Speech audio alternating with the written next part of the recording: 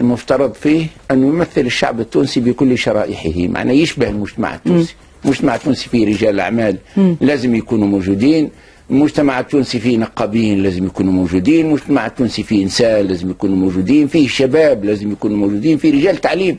نحن حوالي نصف نوابنا في الحقيقة ينتموا لقطاع التعليم، لأهمية قطاع التعليم في بلادنا. فمجتمعنا إذن مجتمع متنوع ككل المجتمعات، والمجلس لازم يكون مجلس متنوع. نعم. يرى المجتمع التونسي نفسه في المجلس. هذا ما نختلفوش فيه، ولكن حتى فما شكون تحدث وأنه بقوة المال يمكن أن تصبح رئيسا لقائمة في حركة النهضة. لا ما يمكنش هذا.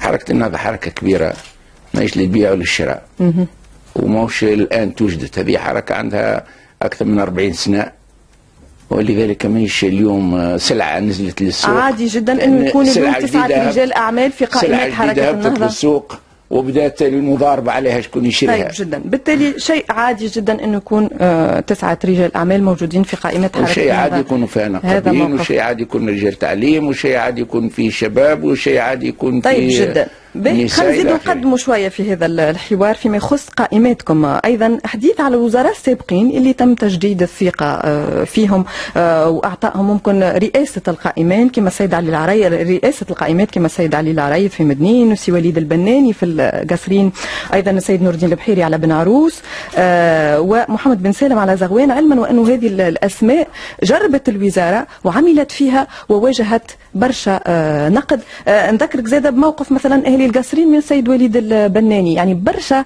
نقد تعرضوا له في ممارستهم للسلطه، وبالتالي علاش تم تجديد الثقه فيهم من طرف حركه النهضه؟ وقوائمنا منين تبدا؟ يعني الاختيار منين يبدا؟ من المناطق، الجهات، حيث الجهات هي اللي تختار. نحن حركه ديمقراطيه، ماهيش القياده هي اللي تسمي النواب والمرشحين، وانما الجهات من خلال مؤتمراتها هي التي تعقد، هي التي تختار، بحيث الاختيار أول مقياس من مقاييس الديمقراطية.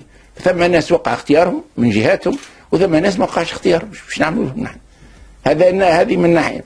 وثم ناس قبلوا باش يترشحوا، وثم ناس ما قبلوش باش يترشحوا. عندنا عدد من الوزراء ما ترشحوش، مثلا عندنا لطفي زيتون، عندنا رفيق عبد السلام، عندنا رضا السعيدي، عندنا رياض بالطيب، هذا وزراء ما ترشحوش، وان وزراء ترشحوا لانه مناطقهم. القاعده هي الحكم في حركه النهضه في وضع اسماء القائمات، حين انه تحدثوا